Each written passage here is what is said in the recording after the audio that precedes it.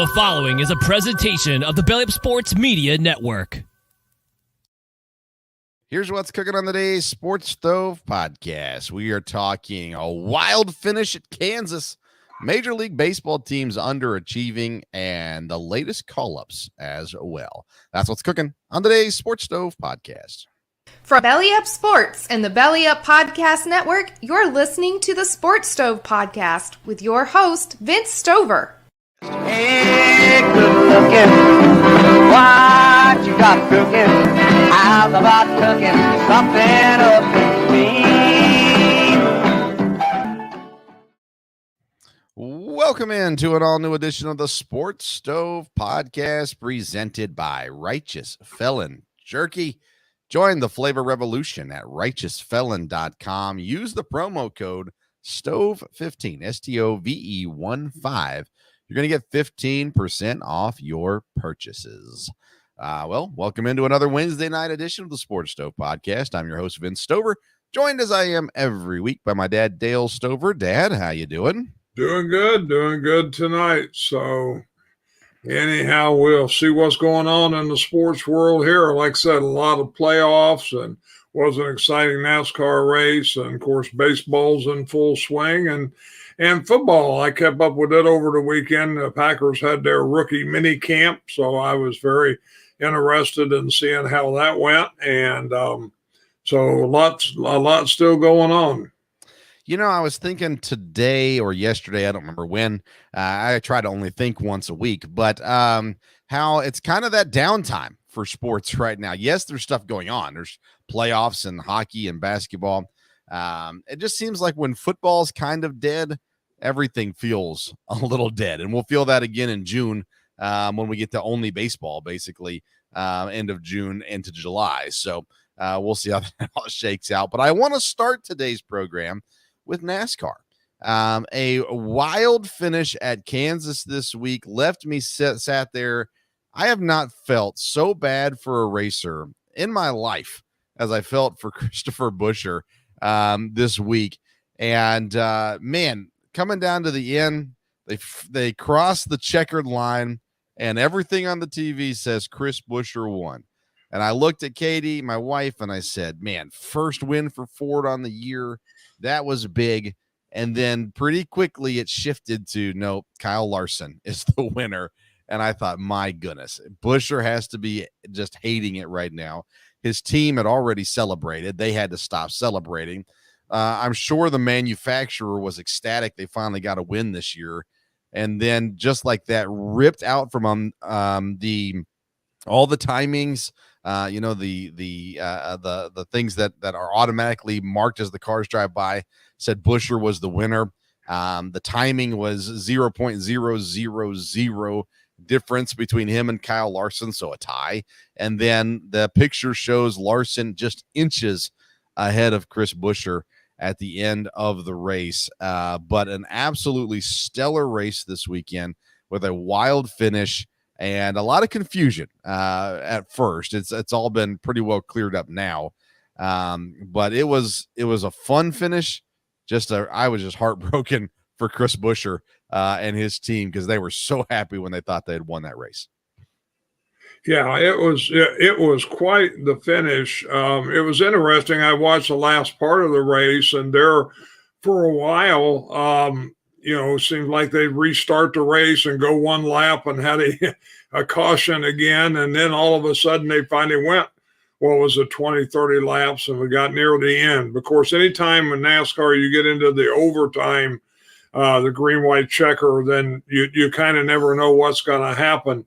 It looked like Buescher was going to be fine. Then obviously when Larson went up high and went beside him, when he bumped him the first time, I thought everything was still fine. But when he bumped him the second time, I thought, he's going to, Buescher's going to lose this. But they were so close to the finish line, it looked like maybe he held on. But when he bumped him the second time, it obviously, slowed him up to enough where, to me, I could see, Larson's catching him, but it was so close to the finish, he thought it was going to hold on. And it was funny. We got down to I guess when the green white checker started, your mom and I had watched on Saturday the Kentucky Derby. She loves to watch the Kentucky Derby, and that was an unbelievably close horse race with 3 horses at the end. So when the green white checker started and they came around there, I think on the last lap, I said, this is going to be just like the Kentucky Derby. And sure enough, there it was. So yeah, it was a wild finish. I was thinking back to when McDowell had the win and he crashed trying to block. And I thought, well, Buescher, he's going to have to be smart enough here to try to block off Kyle Larson, but at the same time, not do something stupid that ruins his chances as well. And so to see it come down to the way it did, and like I said, then they crossed the finish line. I was listening to it on the on MRN, and then watching through Chase Elliott's camera, actually his camera from his car, and on the radio they were running down to interview Buescher's crew chief, and he's the one that told them, hang on a sec, we may not have the win, and then they announced the winner to Larson. So it was wild. It was fun. I mean, I'm sure there are things that Buescher could have done differently, but overall, I don't think there was a lot, that really was his fault necessarily. Larson got a good run, and I think Buescher may have been a little too nice to him. But outside of that, it was a fun race to watch. And my fantasy team did well. I continue to climb the ranks in our fantasy NASCAR league, so that was exciting for sure as well. And so that was it's always fun when you got guys on your team that are doing well. And so I enjoyed watching it. I enjoyed watching the race, listening to it. Again, most of what I did was listen to it, and they did a great job calling the race as well. Noah Gragson, Dad, he gets in the top 10 again, and before the season started, I said, I got to pick a new favorite driver. I went Josh Berry. I'm realizing I made a mistake. So I'm trying to figure out the best way to back out of Josh Berry and maybe into Noah Gragson a little bit to cheer him on as my favorite driver. But I haven't figured out the best way to go about that and yet. So I'm working on it. I'm working on my exit speech. Michael McDowell, though, again, another great race. He gets into the top 10 again. Then after the race this weekend, he gets the announcement that he's signing a multi-year deal with Spire to go race for them starting next year in the 71 car. So his great season so far has turned into a more security for him as well, which I think is really fun and exciting. I've reached out to Mr. McDowell about being on the show, waiting to hear back, hopefully from him here. So sometime down the road, maybe we'll get a chance to chat with him also. Dad, you mentioned the Kentucky Derby. Of course, me being in Kentucky, it's a big deal around here. And I turned it on just in time to watch the race. That's really all I care about. And, well, had I gambled, Dan, we would have been millionaires. But Mystic Dan wins. I called it just before the race. It doesn't matter because all I did was told somebody. But nonetheless, that was fun too, Dad. It's always it can really be an intriguing spectacle. And the Derby was a lot of fun this year too. Yeah, it's like I said, there's a lot of pageantry and a lot of tradition there. So something we always enjoy watching. Watch a little bit of the pre-stuff, but like I said, the biggest thing to watch is when the race starts. So right. Yeah, of course, our buddy Aaron Rodgers was there with his buddies as well as he is every single year. But yeah, a lot of fun. The Kentucky Derby is, of course, every single year. All right, let's transition into baseball, Dad. And the top pitching prospect is making his way to Pittsburgh, Paul Skeens, who, if you listen to our show on Sunday, I've been telling people, if you want him, you got to pick him up because he's coming up soon. And he gets the call. He's going to come up this weekend, Saturday, and start against the Chicago Cubs. And we know how much the baseball gods hate the Cubs. So we know he's going to have a great start here on Saturday for his first ever Major League Baseball start. Do you get excited about these young guys and these prospects getting called up in the major leagues?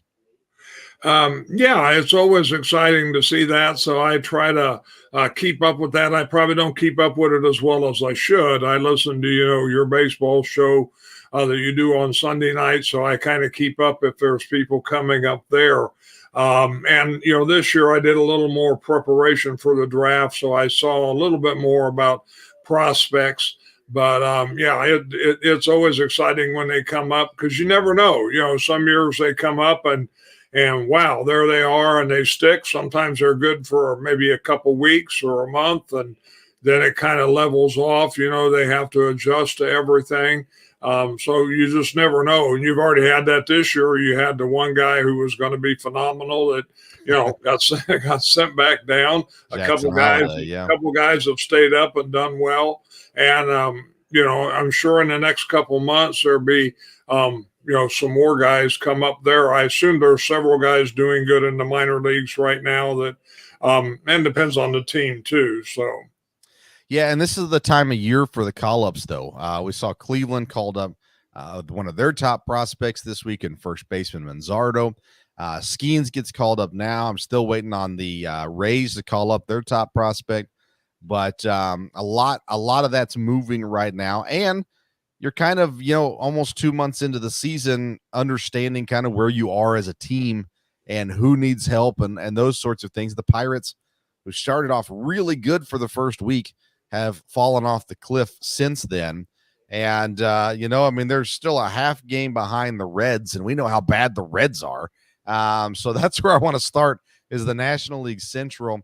Brewers and the Cubs on top of the division. And right now it's the Brewers and Cubs division to run away with. Cincinnati, high expectations coming into the year, yet here they are, 6-game losing streak. And, 3 games under 500. How's the feeling up there in Southern Ohio? Well, I really haven't heard a lot. I think fans are still, fairly optimistic, but, I haven't heard a lot from Cincinnati stations or anything, so I can't get a real good read on that. Again, I would assume most Reds fans say, "Hey, it's still early." So, well, doesn't that say a lot though? If you're not hearing them talk about the Reds, that tells you everything you need to know. They don't care. They're already out on Cincinnati. If they had hope, they'd be talking about them. If they hated them, they'd be talking about them. They don't care. The Reds are, not entertaining, I guess, even with the young people that they have in their program. So I'm surprised. I thought they would do better to start the year, and maybe they'll catch on fire and make a run, whatever it may be. But really disappointing up to this point with the expectations they had coming in. Dad, the Phillies and the Braves. Phillies are now in first place in the East. They're up 2.5 games as of right now. And, I talked about this on Sunday, but this Phillies team was built to succeed, and yet the regular season the last couple of years has not been pretty, and maybe now they're finally being the team that we thought they could be over the last couple of years. Yeah, they've definitely been solid, no doubt about that. The Braves are still playing well, but the Phillies are doing good. Of course, Trey Turner got hurt, which is not good for my fantasy team, but I am probably not good for the Phillies either. But, they've got a lot of players. So, like I said, lately it's been, the last couple of years, they've had a rally at the end. So if they can stay in first place, and stay dominant up there with or ahead of the Braves, they're going to be in great shape to make their move. So, and again, when you look in that division, I notice, that Washington is, I guess, doing a little bit better. They're above 500, and they've played good. The Mets looked like they were going to be a mess, and they're still at 500. So, we'll see from there. The Marlins are not doing well, but no. Otherwise, but the Phillies are a tough team, no doubt about it. Yeah, I think outside of the Rockies and the White Sox, the Marlins are the worst team in Major League Baseball. And they might be worse than the Rockies and the White Sox, but I'm not ready to say that just yet. Speaking of the Rockies and bad teams, Dad, the Rockies are catching up to the Giants. Not really, but the Giants have been really bad. They're your team.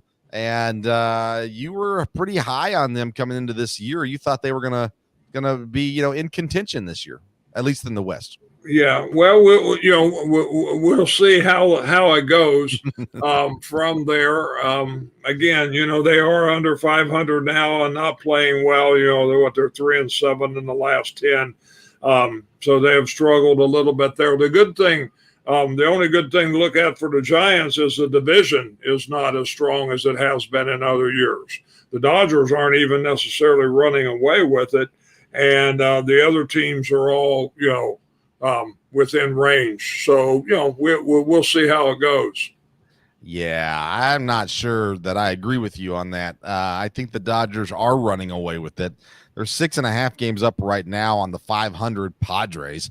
The Diamondbacks, who I picked as a World Series team, is 8.5 back, almost as bad as the Giants to start off this year. The difference, though, Dad, is the Giants have a negative 36 run differential. The people above them in the division are all positive. So I've been really disappointed in this NL West so far to start this year. And I'm intrigued to see if the Diamondbacks or the Padres just made a trade this week. So maybe they start to turn things around a little bit as well. In the American League, the Orioles and the Yankees right up there. They're going to be battling back and forth, I think, all year. They're at the top of the East. And then you've got the teams below them again. There's just not much pressure coming from anyone past second in the division right now.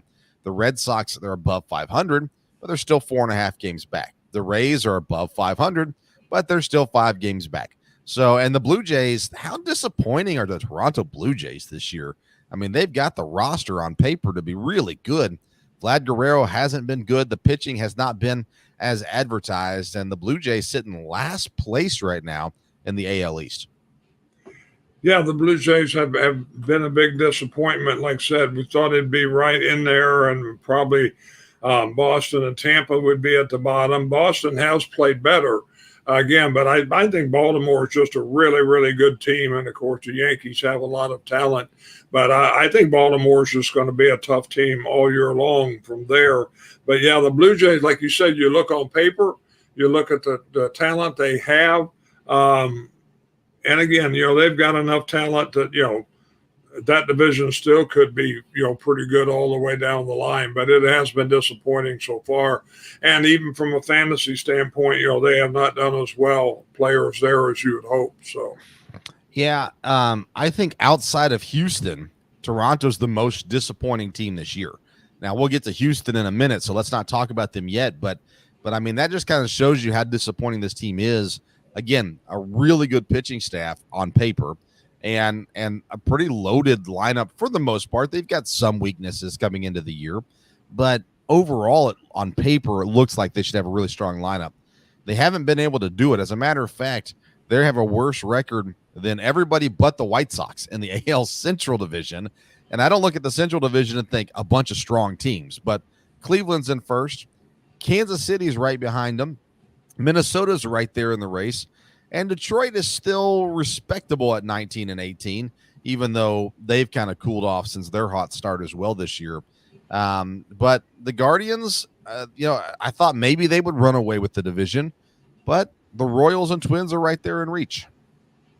Yeah, the Twins, struggled early, but they're playing much better now. And again, they're a team that has talent. I think when you look at their lineup, and they have some pitchers, I think, that's underachieved so far, but they have some good pitching. The Twins should stay in this, and the Royals, that's exciting to see them doing well, because you hate to see teams that just don't ever have a chance. And the last couple of years at this time of the year, Kansas City wasn't going anywhere, where they're playing better. And they've got a lot of good young guys. I know you document that a lot on your show. But they're doing well. Cleveland's a good team, though, so that should be at least a 3-horse race. The Tigers, I think, are better this year, but again, they're not up there at the top where I think maybe we thought they were going to be right now. So we'll see. Yeah, I want to come back to the Royals because I like what they've done. They do have some exciting young players, but Dad, their pitching has really stepped up this year, and it's guys that you look at the beginning of the year thinking, oh, man, the Royals are going to be bad again. but their pitching has been really, really solid. Lugo has been impressive to get things going. Of course, Reagans, who we've talked about a lot on our Sunday show. But yeah, really impressed with Kansas City, and they're a fun team right now as well. And they're scoring. I mean, their run differential is better than anybody else in their division, and so they're doing well defensively as well as offensively. Let's talk about the West, Dad. The Rangers might be finding their groove. They've won 7 of their last 10. They're now even up with the Mariners for first place in the division. And we've been waiting for a good team to emerge out of the West, because I personally don't think the Mariners are that good of a team. And the Athletics and the Angels, not impressed by them either. We'll talk about the A's here in a moment. And Houston has started so bad. So let's start with the Rangers, Dad. Well, and the Mariners, if you believe in them. Do we finally have good teams emerging out of the AL West? Yeah, both of them are making a move from there. Rangers, I think, again, of course, being defending there, I think they're playing better. They've got talent. Again, I think there's some questions on their lineup, but they're definitely playing good now. Seattle has talent. They've had guys really underachieve, some of their better players there. So there's room, room for them to make a move. Houston has just, that's been a real head scratcher. Nobody thought that was going to happen. And I don't know that they're really going to come out of this. So especially when you got the Mariners and the Rangers playing better, and you have some good American League teams there, that they're going to have to play. So we'll see.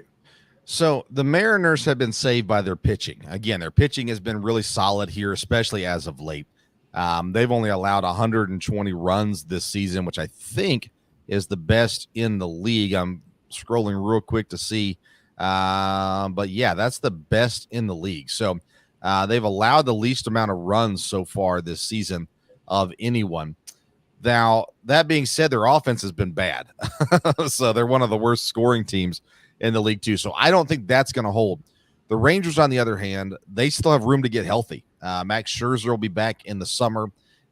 They've got potential for other pitchers to return as well. So I like where the Rangers are headed. They've got some guys offensively that haven't gotten going yet, but you assume they will. You made a point about Houston, though, of will they ever get out of this? Because at the beginning of the year, we were saying, it's okay. They're injured, slow start, whatever it may be. But the reality is Houston looks really, really bad. And I could see them even making some trades. Alec Bregman, who has not had a great season, he's on a contract year. Maybe they end up moving on from him instead of playing out the year with them, as they probably would have done if they were in contention. At some point, Houston's going to have to decide if they're going to get things going or if they're going to blow some things up as well. I still think Houston is, at least 500 by the end of the year. That's not going to be enough, but the way they're starting is really, really bad. That is for sure. But, Dad, the A's, if you talk to anybody that's paying attention to baseball, they're like, wow, the A's are really surprising. Well, they are, but they're still 18-20. So they're still not good. And they've given up way too many runs compared to how many runs they scored. But the reality is, Dad, we thought they would be 4 or 5 wins at this point in the year, and they're at 18 wins going on. Does the mutual hatred of Oakland as far as the ownership goes and Major League Baseball, and with them getting ready to move to Sacramento and then to Las Vegas, does that pull this team together and have them playing as a unit? Or is it just, Major League Baseball players doing their job? Well, I think probably that has been some motivation. But again, and you can correct me if I'm wrong on this, but they have a lot of young players. Yeah. And when you have young players, these guys have a lot to play for, and they have a lot to prove. And it looks like they've just, like you said, they've got good baseball players playing good baseball, because, like you said, they're under 500, but before the season started, like you said, you would have thought the A's would be by far the worst record right now. And, there'd just be no hope. And again, nobody going to see them or whatever.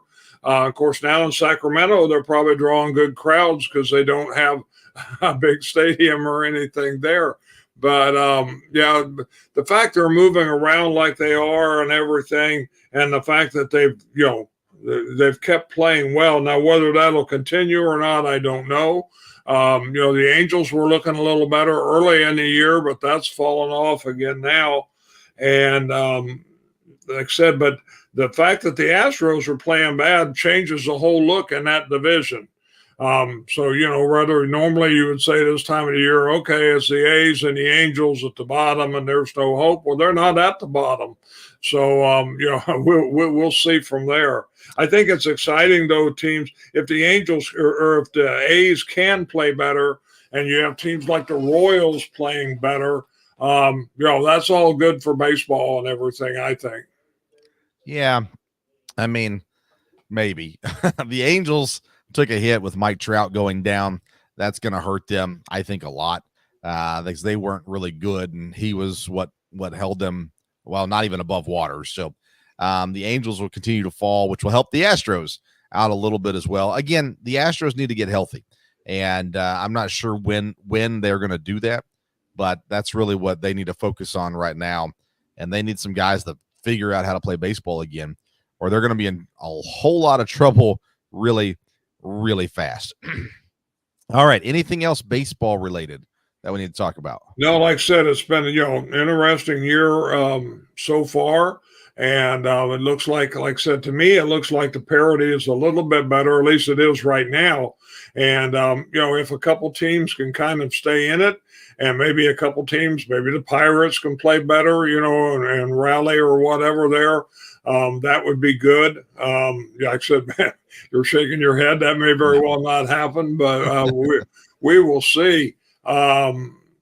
Now, I know they have some talent, but aren't the Cubs a little bit surprising with as well as they're doing? I know they had some talent coming in, and they've had some pitching really look good. But isn't that a surprise? Well, surprise to who? I mean, they got one of the most successful managers in baseball as their manager. They've got a former MVP who had a great year last year in Bellinger. They got a pitching staff.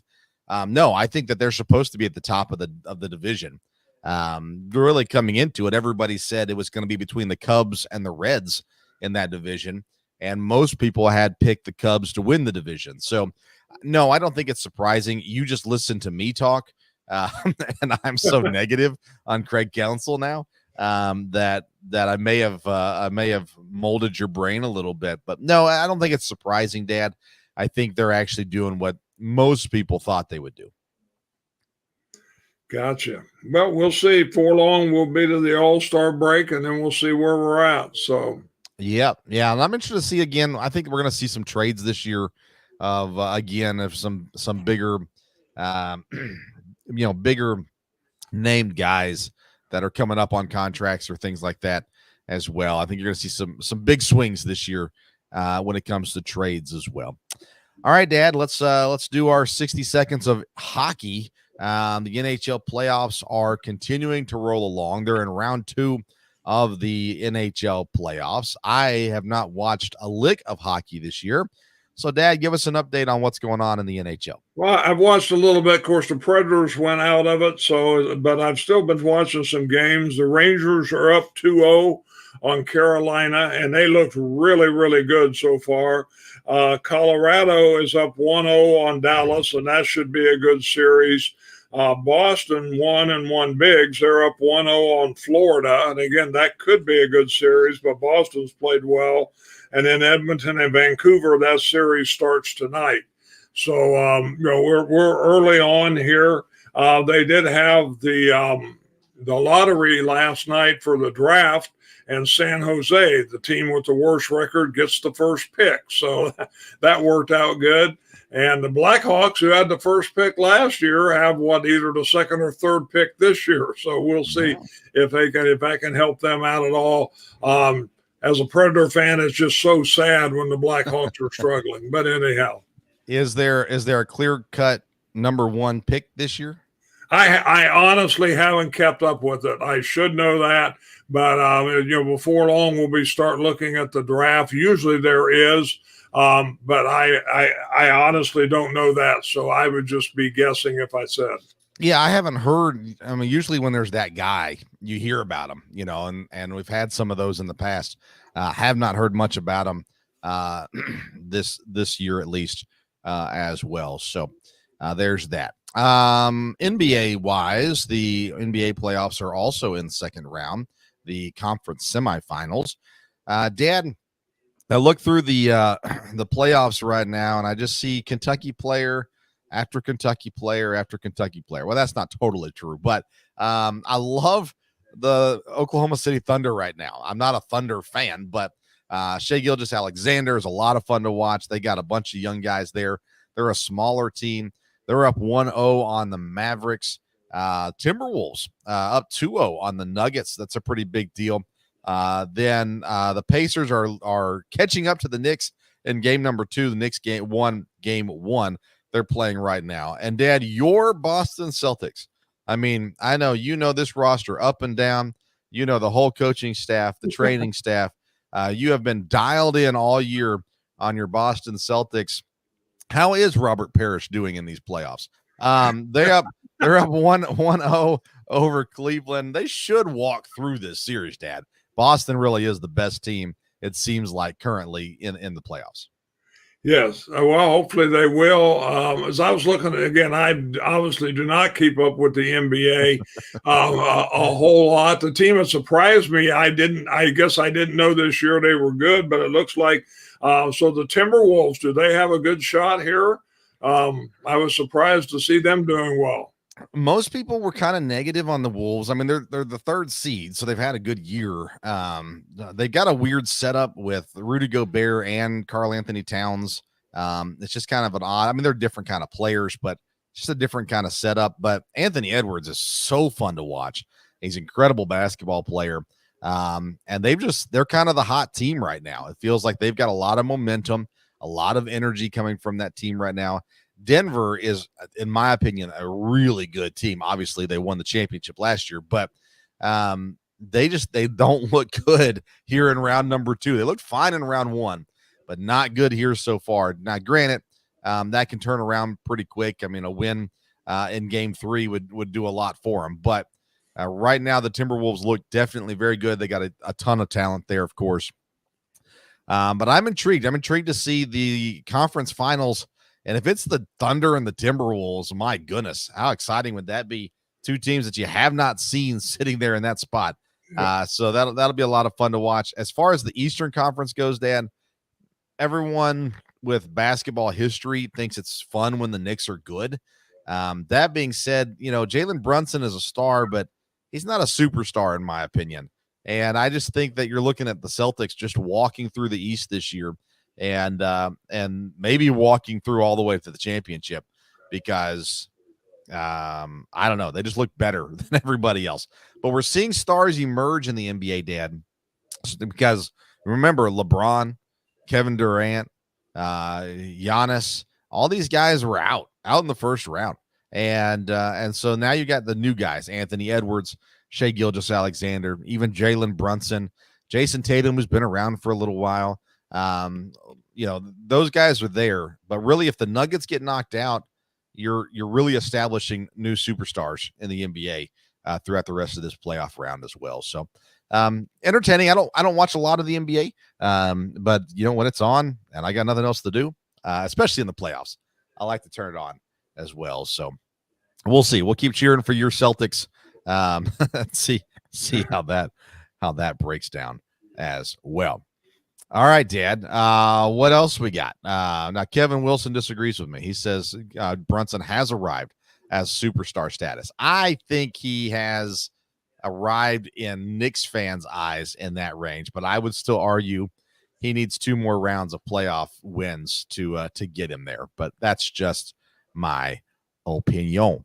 All right, Dad. Anything else we need to cover today going on in the world of sports?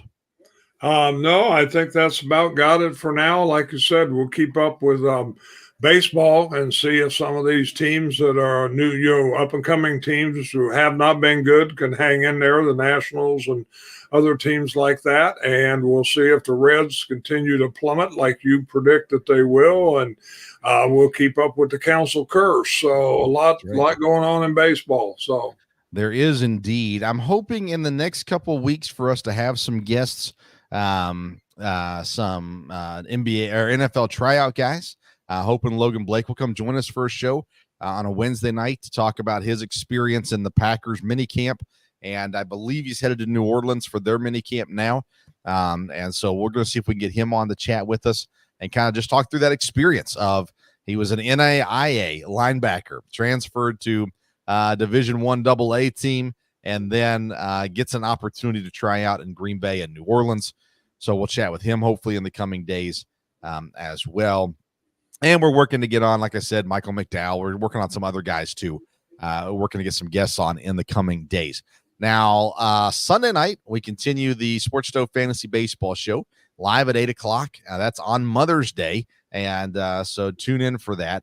And then hoping to, I don't know, the plan is to have a local hour on Monday covering some EKU sports. We'll see if that shakes out or not. We're wrapping up the year on the local hour before we take a small break and then dive back into it this summer as well. And then, of course, Wednesday night next week, tune back in here and excited to continue to bring the latest and greatest things going on around the world of sports as well. Follow us on social media at Sports Stove on Twitter and Instagram. If you enjoy the program, do us a favor, throw us a thumbs up. If you're listening on the audio podcast, give us that 5 stars. Help us out. We'd sure appreciate it. Don't forget to visit righteousfelon.com to try your new favorite flavor of jerky. Use that promo code STOVE15 at checkout. You get 15% off your purchase. All right. Well, that's it for tonight, Dad. He's Dale Stover. I'm Vince Stover. Until next time, we'll see you around the Sports Stove.